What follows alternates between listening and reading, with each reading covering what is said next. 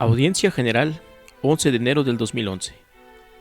Queridos hermanos y hermanas, en nuestro camino de reflexión sobre la oración de Jesús que nos presentan los Evangelios, quiero meditar hoy sobre el momento especialmente solemne de su oración en la última cena.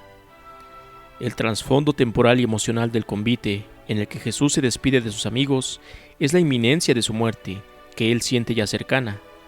Jesús había comenzado a hablar de su pasión ya desde hacía tiempo, tratando incluso de implicar cada vez más a sus discípulos en esta perspectiva. El Evangelio según San Marcos relata que desde el comienzo del viaje hacia Jerusalén, en los poblados de la lejana Cesarea de Filipo, Jesús había comenzado a instruirlos.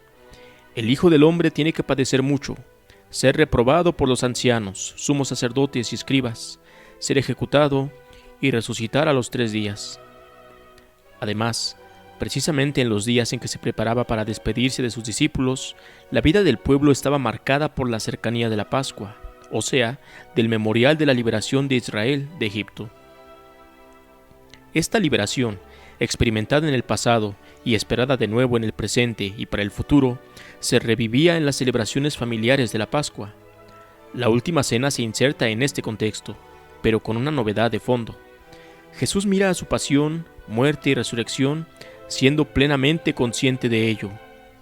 Él quiere vivir esta cena con sus discípulos con un carácter totalmente especial y distinto de los demás convites. Es su cena, en la que dona algo totalmente nuevo, se dona a sí mismo. De este modo, Jesús celebra su Pascua, anticipa su cruz y su resurrección. Esta novedad la pone de relieve la cronología de la última cena en el Evangelio de San Juan, el cual no la describe como la cena pascual, precisamente porque Jesús quiere inaugurar algo nuevo, celebrar su Pascua, vinculada ciertamente a los acontecimientos del Éxodo.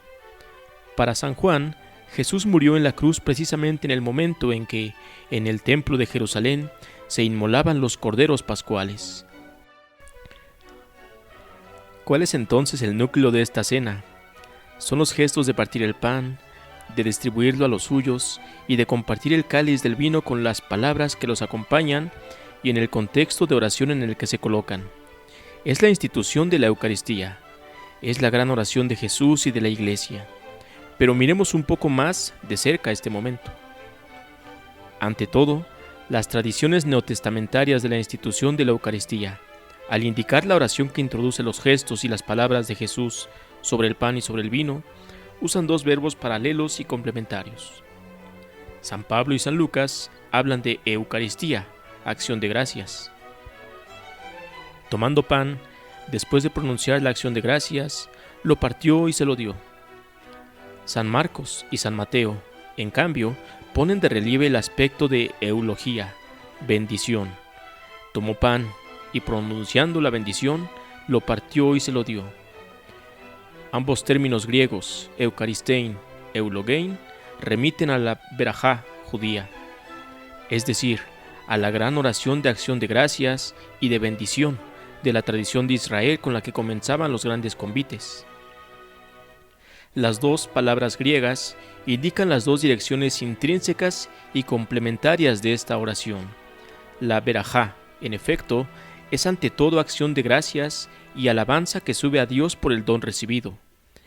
En la última cena de Jesús se trata del pan, elaborado con el trigo que Dios hace germinar y crecer de la tierra, y del vino, elaborado con el fruto madurado en los viñedos. Esta oración de alabanza y de acción de gracias que se eleva hacia Dios vuelve como bendición que baja desde Dios sobre el don y lo enriquece. Al dar gracias, la alabanza a Dios se convierte en bendición y el don ofrecido a Dios vuelve al hombre bendecido por el Todopoderoso. Las palabras de la institución de la Eucaristía se sitúan en este contexto de oración. En ellas, la alabanza y la bendición de la verajá se transforman en bendición y conversión del pan y del vino en el cuerpo y en la sangre de Jesús. Antes de las palabras de la institución se realizan los gestos, el de partir el pan y el de ofrecer el vino. Quien parte el pan y pasa el cáliz es ante todo el jefe de familia, que acoge en su mesa a los familiares. Pero estos gestos son también gestos de hospitalidad, de acogida del extranjero, que no forma parte de la casa, en la comunión convivial. En la cena con la que Jesús se despide de los suyos, estos mismos gestos adquieren una profundidad totalmente nueva. Él da un signo visible de acogida en la mesa en la que Dios se dona. Jesús se ofrece y se comunica Él mismo en el pan y en el vino. Pero ¿cómo puede realizarse todo esto? ¿Cómo puede Jesús darse en ese momento Él mismo? Jesús sabe que están por quitarle la vida a través del suplicio de la cruz, la pena capital de los hombres no libres, la que Cicerón definía la mors turpissima crucis. Con el don del pan y del vino que ofrece en la última cena, Jesús anticipa su muerte y su resurrección, realizando lo que había dicho en el discurso del buen pastor. Yo entrego mi vida para poder recuperarla. Nadie me la quita, sino que yo la entrego libremente. Tengo poder para entregarla y tengo poder para recuperarla.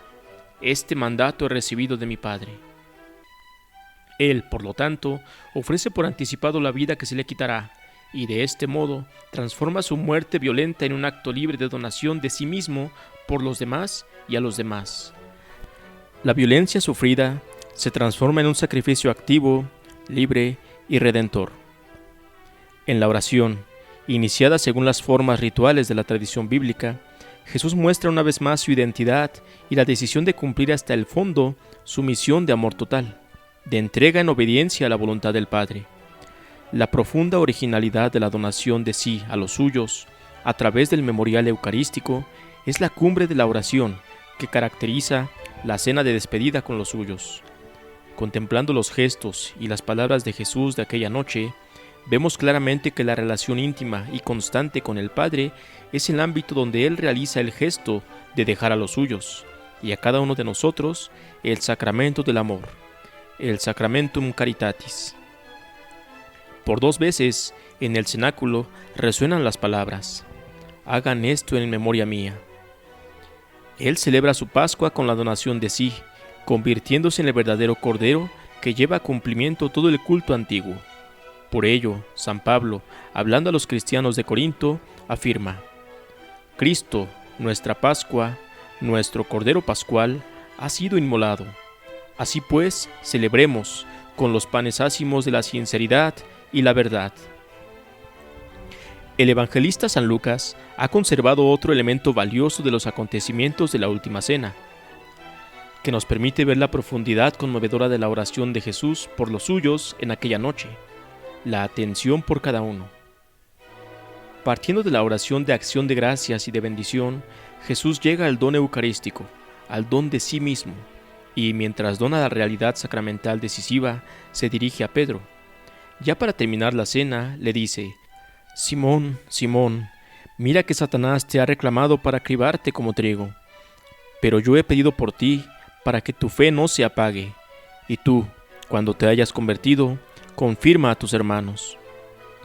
La oración de Jesús, cuando se acerca la prueba también para sus discípulos, sostiene su debilidad, su dificultad para comprender que el camino de Dios pasa a través del misterio pascual de muerte y resurrección, anticipado en el ofrecimiento del pan y del vino.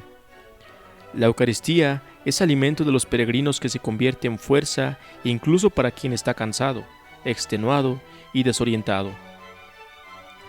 Y la oración es especialmente por Pedro, para que una vez convertido, confirme a sus hermanos en la fe. El evangelista San Lucas recuerda que fue precisamente la mirada de Jesús la que buscó el rostro de Pedro en el momento en que acababa de realizar su triple negación, para darle la fuerza de retomar el camino detrás de él. Y enseguida, estando todavía él hablando, cantó un gallo. El Señor, volviéndose, le echó una mirada a Pedro, y Pedro se acordó de la palabra que el Señor le había dicho. Queridos hermanos y hermanas, participando en la Eucaristía, vivimos de modo extraordinario la oración que Jesús hizo y hace continuamente por cada uno a fin de que el mal que todos encontramos en la vida no llegue a vencer y obre en nosotros la fuerza transformadora de la muerte y resurrección de Cristo. En la Eucaristía, la Iglesia responde al mandamiento de Jesús: hagan esto en memoria mía. Repite la oración de acción de gracias y de bendición, y con ella las palabras de la transustanciación del pan y del vino en el cuerpo y la sangre del Señor. En nuestras Eucaristías somos atraídos a aquel momento de oración. Nos unimos siempre de nuevo a la oración de Jesús. Desde el principio, la Iglesia comprendió las palabras de la consagración como parte de la oración rezada junto con Jesús, como parte central de la alabanza impregnada de gratitud, a través de la cual Dios nos dona nuevamente el fruto de la tierra y del trabajo del hombre, como cuerpo y sangre de Jesús, como autodonación de Dios mismo en el amor del Hijo que nos acoge. Participando en la Eucaristía, nutriéndonos de la carne y de la sangre del Hijo de Dios, unimos nuestra oración a la del Cordero Pascual en su noche suprema, para que nuestra vida no se pierda, no obstante nuestra debilidad y nuestras infidelidades, sino que sea transformada. Queridos amigos, pidamos al Señor que nuestra participación en su Eucaristía, indispensable para la vida cristiana, después de prepararnos debidamente, también con el sacramento de la penitencia, sea siempre el punto más alto de toda nuestra oración. Pidamos que, unidos profundamente en su mismo ofrecimiento al Padre, también nosotros transformemos nuestras cruces en sacrificio, libre y responsable, de amor a Dios y a los hermanos. Gracias.